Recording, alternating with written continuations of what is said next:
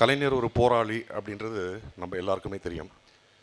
இன்று கூட காலையில் இன்றைய முதலமைச்சர் விஜய் அவர் சுதந்திர தினத்தையொட்டி இன்னைக்கு கொடியேற்றி அந்த நிகழ்ச்சிகள்லாம் நீங்கள் கூட பார்த்துருக்கலாம்.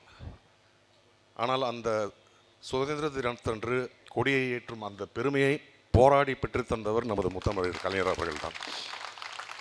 அதை பற்றி ஒரு 2 வார்த்தையாவது அவர் சொல்லியிருந்தால் நல்லா இருந்திருக்கும். ஆனால் அவருக்கு அந்த அளவுக்கு பெருந்தன்மை இருக்காது. ஏனென்றால் 1974ஆம் ஆண்டு வரை கவர்னர் தான் சுதந்திர தினமும் சரி, நம்மளுடைய இண்டிபெண்டன்ஸ் டே, இந்த 2 நாளுமே, இண்டிபெண்டன்ஸ் அண்ட் ரிப்பப்ளிக் டே, இந்த 2 நாளுமே கவர்னர் தான் கொடியேற்றுவாங்க. ஆனால் போராடி நமது கழகத்தின் அன்றைய தலைவர் நமது முத்தமிழறிஞர் கலைஞர் அவர்கள்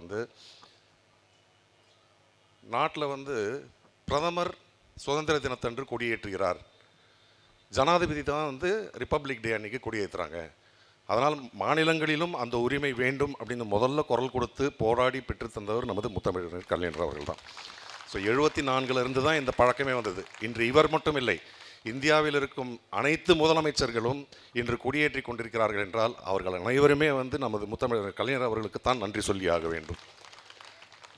அதே போன்று அவருடைய போராட்ட குணம் அப்படின்றது எப்படின்னு பார்த்தீங்கன்னா, நமது கழகத்தின் வழிகாட்டியாக இருந்தவர் தந்தை பெரியார்.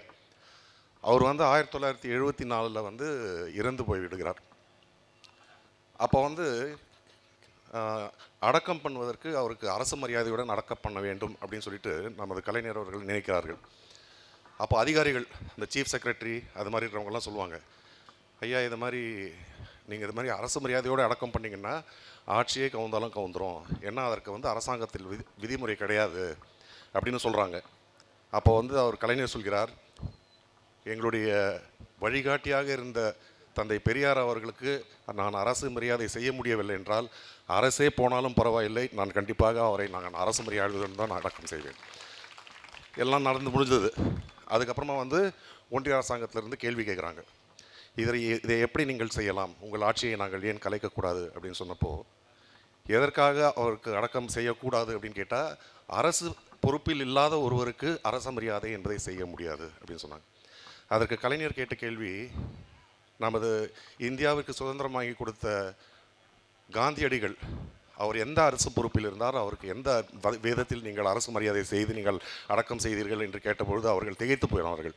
அதுக்கப்புறமா அவர் சொன்னார், உங்களுக்கு அவர் தேச தந்தை, எங்களுக்கு எங்களுடைய மாநிலத்தின் தந்தை, அதனால் நான் கண்டிப்பாக செய்வேன் அப்படின்ட்டு அந்த வாதத்தை ஏற்று இந்த ஆட்சியை தொடர்ந்து நடந்து கொண்டிருக்கிறோம். அதன் பிறகு அவர் வழியில் நமது தலைவர் தளபதி அவர்கள் எத்தனையோ இடர்பாடுகள், இந்த 5 வருஷத்தில் பார்த்தீங்கன்னா ஒன்றிய அரசாங்கத்திடமிருந்து பல இடர்பாடுகள், சில சமயம் நீதித்துறையிலிருந்து கூட இடர்பாடுகள் வந்திருக்கு. உங்களுக்கு எல்லாருக்குமே தெரியும், திருவண்ணாமலையில் ஒரு தீபம் ஏற்றுறதுல ஒரு கோர்ட்டில் சொல்கிறாங்க தீபத்தை மாற்றி ஏற்றணும் அப்படின்னு சொல்லி.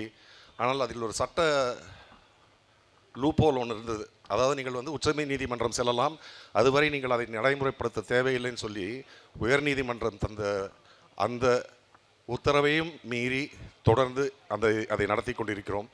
ஆனால் இதுக்கு மேலே இருக்கிற அந்த வருடங்களில் இது எப்படி போகும், தமிழ்நாட்டின் நிலைமை என்ன ஆகும் அப்படின்றத நினச்சாதான் பயமாக இருக்குது. இப்போ இந்த ஆட்சி வந்ததுக்கு அப்புறமா பார்த்தீங்கன்னா நடந்து கொண்டு இருக்கும் அவலங்கள் அப்படின்றது ஏற்கனவே சொல்லியிருக்காங்க.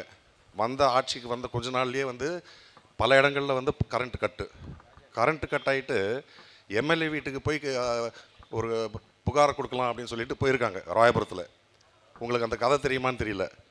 அங்கே ஒருத்தர் எம்எல்ஏ ஊருக்கு போயிருக்காரு, 4 நாள் கழிச்சு தான் வருவார் அப்படின்னு சொல்லியிருக்காரு. எல்லாரும் திரும்பி வந்துட்டாங்க. அதுக்கப்புறமா தான் தெரிஞ்சிருக்கு அந்த சொன்னவர் தான் எம்எல்ஏ அப்படின்றது.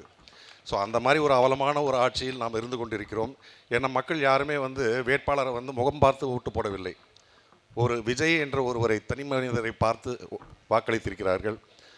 அதே போல் இப்போ பார்த்திங்கன்னா சொத்து வரி நிறைய இடத்துல உயர்ந்து இருக்குது அப்படின்னு சொல்லி அதுக்கு ஒரு பெரிய ஆர்ப்பாட்டம் நமது கட்சியின் சார்பில் செய்து அதை மீண்டும் குறைத்திருக்கிறார்கள். அதே மாதிரி இபி பில்லு அதுவும் 10 மடங்கு 15 மடங்குலாம் உயர்ந்து இருக்குது அப்படின்னு சொல்கிறாங்க. இதை போன்ற அவலங்கள் இன்னும் எவ்வளவு நடக்கும் என்பதையெல்லாம் நாம் பார்க்க வேண்டும். இருந்தாலும் நமது கழக தலைவர் அவர்கள் இதற்காக போராடி நமது உரிமைகளை காப்பதற்காகவும் நம்மை இந்த அரசாங்கத்திடம் காப்பதற்காகவும் தொடர்ந்து பணி செய்வார் என்று நம்புவோம். நன்றி, வணக்கம்.